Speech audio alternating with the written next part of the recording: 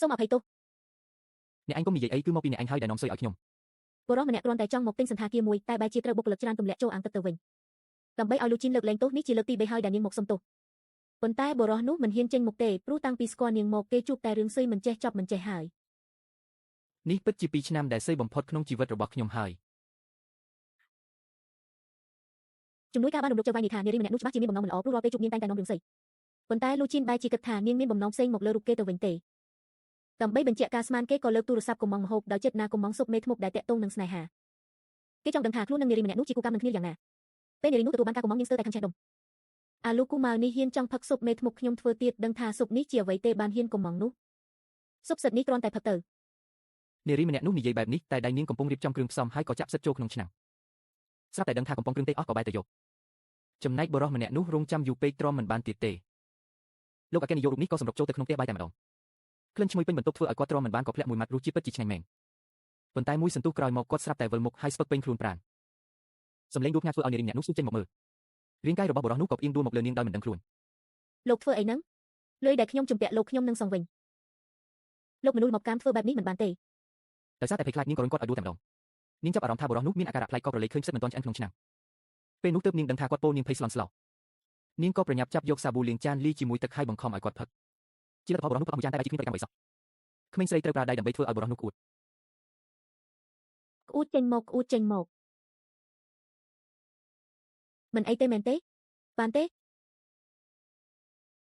េទីបំផុតបុរសនោះទ្រាំមិនបានក៏ក្អួតចេញមកបើមិនដូច្នោះទេគាត់នឹងត្រូវទះបន្ថែមទៀតពេលដកដង្ហើមបានស្រួលគាត់ស្រាប់តែបញ្ចេញពុះដូចត្រីពោពេញបន្ទប់ឯនារីនោះវិញមិនដឹងថាគួរមានអារម្មណ៍រ៉ូមែនទិកឬត្រេកអរដែលបុរសនោះរួចផុតពីគ្រោះថ្នាក់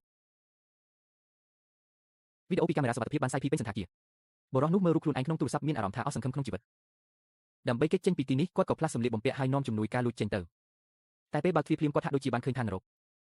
ស្រាប់តែឃើញនារីម្នាក់រត់មកអង្គរគោរពហើយស្រែកថាសុំទោសទិដ្ឋភាពនោះធ្វើឲ្យមានអារម្មណ៍ថាធ្លាប់ស្គាល់យ៉ាងចម្លែកនេះជាថ្ងៃដែលអាផុតបំផុតក្នុងជីវិតរបស់នាងអ្នកឈ្នះហើយខ្ញុំមិនចង់ជួបអ្នកទៀតទេបើកវាឡើងដកចេញអ្នកចេញមកក្រោយមកអ្នកគ្រប់គ្រងឃើញនាងគ្មានប្រយោជន៍ក៏បណ្ដេញនាងចេញពីការងារតែនាងមិនជឿថាខ្លួននៅក្មេងនិងស្រស់ស្អាតរកការងារធ្វើមិនបាននោះទេតែការពិតគឺគ្មានការហៅសម្ភារសំបីតែម្ដង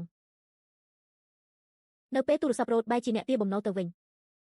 អ្នកជំពាក់លុយគឺជាវាយអ្នកមិនដឹងទេអីគេដោយអស់ផ្លូវដើរនាងក៏ទៅរកលោកតាដើម្បីសុំជំនួយតែលោកតាហាក់មិនខ្វល់ខ្វាយឃើញបែបនេះនាងក៏ធ្វើខ្លួនគួរឲ្យអាណិតដោយទ្រាំមិនបានលោកតាក៏សួរនាងតាចៅចង់ខ្ចីប៉ុន្មាន500ទេ5000ទេ50000 70000ចុះហេតុអ្វីបានជាធ្វើសញ្ញាលេខ5គាត់មានការភ្ញាក់ផ្អើលហើយនិយាយលេងថាចៅស្រីគាត់ប្រហែលជាយកមនុស្សទៅឆាហើយនារីនោះក៏ប្រាប់ទាំងព្រីមក្រុមថានាងត្រូវបានគេបណ្ដេញចេញពីការងារបន្ទាប់មកនាងក៏បានមកជួយលក់ដូរនៅតូបអាហាររបស់ជីតាឆ្លៀតពេលទំនេរនាងបានធ្វើម្ហូបពិសេសរបស់នាងគឺលីអប់ប៉ុន្តែជីតារបស់នាងគិតថាម្ហូបនេះមិនទំនងក៏មានបំណងចាក់វាចោលស្របពេលនោះក៏មានបុរសម្នាក់ដើរកាត់មកឃើញហេតុការណ៍នេះកុំអើមួយចាននេះខ្ញុំយកនៅពេលគាត់លើកចង្កឹះត្រៀមធ្លាក់ស្រាប់តែនារីនោះលេចមុខមកដណ្ដើមយកចង្កឹះពីដៃគាត់នាងនៅតែខឹងរឿងគេបណ្ដេញចេញពីការងារដូច្នេះនាងមិនព្រមឲ្យគាត់ញ៉ាំម្ហូបនោះទេប៉ុន្តែបុរសនោះក៏ចាប់ទាញចាននោះចុះមិនព្រមលែងដៃពួកគេទាំងពីរនាក់ក៏ប្រដៅបន្តគ្នាដណ្ដើមចាននោះមួយសន្ទុះនៅទីបំផុតនារីនោះក៏ចុះចាញ់ហើយដកដៃចេញទាំងមិនអស់ចិត្តប៉ុន្តែនៅពេលដែលនាងទៅតែងាកចេញពេលនាងត្រឡប់ចូលផ្ទះបាយវិញក៏គេឈ្លោះគ្នាក្នុងហាងនារីម្នាក់នោះមានចរិតឆេវឆាវក៏ស្ទុះទៅចាប់ដបស្រាទេគប់ទៅតែបុរសបង្កហេតុគេចផុតបែរជាដបស្រាត្រូវចំក្បាលបុរសម្នាក់ទៀតដែលកំពុងញ៉ាំអាហារទៅវិញពេលនេះនាងជឿហើយថាខ្លួនពិតជាឈុំនឹងបុរសម្នាក់នោះមែននេះជាលោកប្រធានដែលរងគ្រោះបំផុតដោយសារធុញនឹងអាហារថ្លៃនៅសន្តាគារគាត់ក៏ទៅសាកអាហារតាមផ្លូវស្រាប់តែគាត់បានឃើញនារីម្នាក់ឆ្លោះជាមួយអ្នកប្រមឹកហើយក៏ត្រូវដបស្រាមួយគប់ត្រូវរហូតដល់សន្លប់នារីនោះឃើញដូច្នោះក៏ភ័យស្លន់ស្លោរត់ត្រឡប់ទៅផ្ទះវិញនាងប្រមូលអីវ៉ាន់ដើម្បីរត់គេចខ្លួនប៉ុន្តែទើបតែរត់ចេញពីផ្ទះក៏បានជួបនឹងជំនួយការរបស់លោកប្រធានមិនបាច់រត់ទេត្រឡប់មកវិញនិយាយគ្នាសិនខ្ញុំប្តឹងប៉ូលីសហើយលោកត្រូវវាងលោកដឹងខ្លួនហើយនារីនោះក៏ទទួលកំហុសហើយដឹងថាជំនួយការនោះកំពុងតាមស្រឡាញ់មិត្តភក្តិរបស់ខ្លួនក៏អង្វរឲ្យគេលើកលែងឲ្យប៉ុន្តែជំនួយការមិនព្រមដោយនិយាយថាបើលែងនាងទៅគាត់នឹងបាត់បង់ការងារ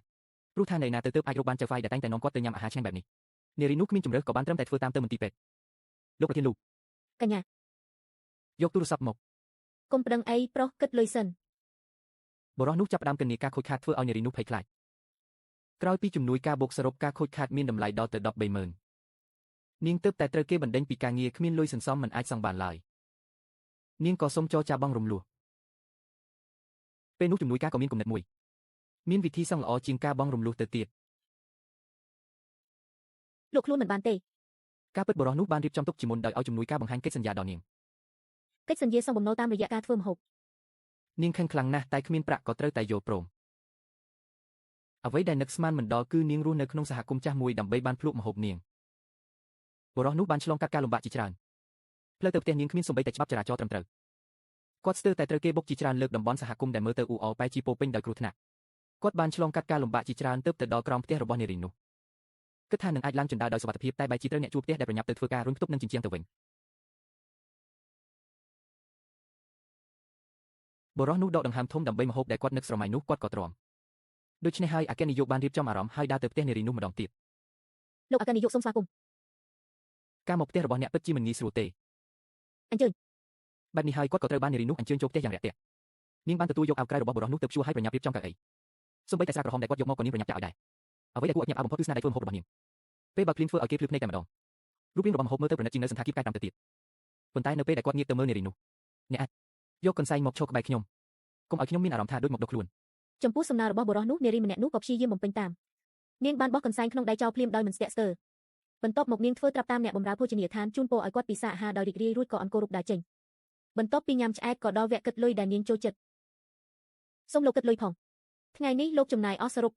2500 ពេលលើតម្លៃថ្លៃបុរសនោះក៏មានចម្ងល់ភ្លាមរីឯនារីនោះបានត្រៀមខ្លួនរួចហើយពន្យល់យ៉ាងក្បោះក្បាយអាហារពេលនេះតម្លៃតែ 500 ទេចំណែក 2000 ទៀតគឺជាថ្លៃសេវាបើកស្រាក្រហមដែលលោកយកមក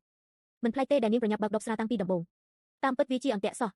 ស្រានេះខ្ញុំយកមកខ្លួនឯង ថ្លៃសេវាបើកដបជាតម្លៃទីផ្សារដូច្នេះថ្ងៃនេះលោកបានចំណាយអស់សរុប 2500 ឃើញពួកយើងចុះសម្រុងគ្នា